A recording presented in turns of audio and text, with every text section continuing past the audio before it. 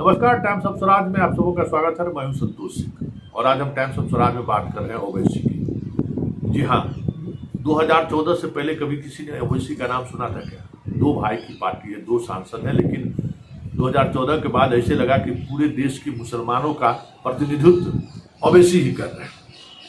आज भी उनकी वो हैसियत पूरे देश में नहीं है कि भाई वो पूरे देश के मुसलमानों का प्रतिनिधित्व कर ले, लेकिन मीडिया में उसी तरीके से प्रमुखता से ओवैसी के बयानों को रखा जाता है जैसे पूरे देश के मुसलमानों को वही रिप्रेजेंट कर रहे हैं। कुछ भी घटनाएं घटेंगी राष्ट्रीय फलक पर मुसलमानों को लेकर तो मीडिया ओवैसी की ही प्रतिक्रिया चलाती है।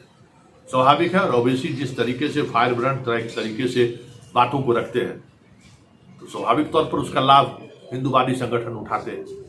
हिंदूवादी संगठन चाहते हैं कि इस तरीके के जो फ्रिंज एलिमेंट हैं, जो अपने तरीके से इन चीज़ों को एक अलग अंदाज में रखते हों, जिससे लोगों के समाज में कटुता बढ़े, लोगों का तनाव बढ़े, ऐसे बयानों को तो चाहते ही हैं दोनों समुदाय के लोग। जो इस तरह के जो फ्रिंज एलिमेंट है कि भाई इस तरह की बातें आगे बढ़े। तो ओवैसी का अवतार 2014 के बाद हुआ है, जब मोदी देश के प्रधानमंत्री बन गए।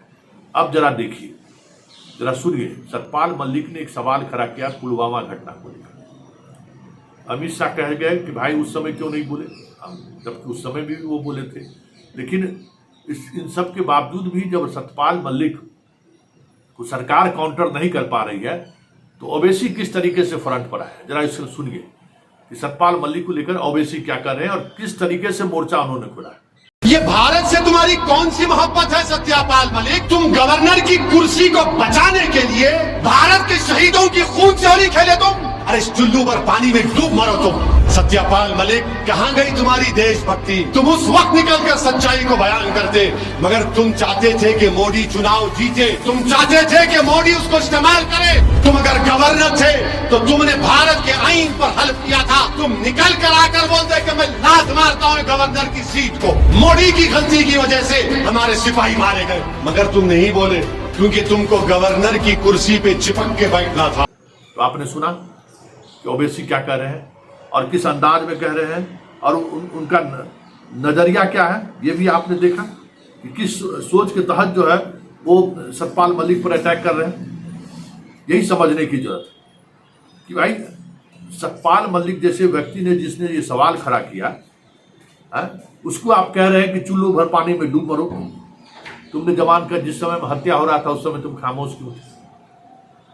मतलब इतिहास को अगर आप देखेंगे तो जिस समय में भारत के बंटवारे की बात हो रही थी उस समय में भी हिंदू महासभा और मुस्लिम लोग दोनों साथ मिलकर सरकार चला रहे थे। इन चीज़ों को समझने की जरूरत है। और आज भी जो इस देश में जो माहौल बिगाड़ने की कोशिश हो रही है उसमें इस तरीके के जो एलिमेंट है ऊपर के लेवल पर दोनों एक है। ये समझने की जरूरत है। सासाराम की घटना में भी जो गिरफ्तारी हुई है उसमें बीजेपी के पूर्व विधायक है तो एक बड़े मुस्लिम नेता भी गिरफ्तार हुए। मतलब जहां कहीं भी देखिए, आम लोग को न सियासत से मतलब है, आम लोग तो जीवन जीने के लिए संघर्ष कर रहा है, लेकिन इस तरीके के जो सियासतदान है वो इसी तरीके से राजनीति को साधते हैं। ये ओवैसी जो है नरेंद्र मोदी का फायर ब्रांड चेहरा है, क्योंकि दोनों चेहरा इस देश के सामने तभी बना रहेगा जब दोनों इस तरीके से बयानबाजी करेंगे। तो ओवैसी महत्व पा रहे हैं। दो पार्लियामेंट के कंस्टिट्यूंसी से विधायक सांसद बनने वाले पूरे देश में इक्का दुक्का कहीं से एक विधायक जीत के आ गए, लेकिन प्रतिनिधित्व हम पूरे मुसलमानों की कर रहे हैं। जब कभी भी बात होगी तो सतपाल मलिक के बारे में भी यही बोलेंगे, कहीं मॉब लिंचिंग हो जाए तो ओवैसी ही बोलेंगे। इस ओवैसी की राजनीति को समझिए कि किस तरीके से ओवैसी बीजेपी के बी टीम की तरह काम कर रहे हैं। और सतपाल मलिक पर जो उनकी प्रतिक्रिया है वो प्रतिक्रिया तो और पुष्ट कर रही है। जो सवाल वो सरकार से कर रहे हैं, ये दो सांसद वाली पार्टी जो है उसका जवाब दे रहा है। और मीडिया में ये खबरें सुर्खियों में है, चुल्लू भर पानी में डूब जाए सतपाल मलिक।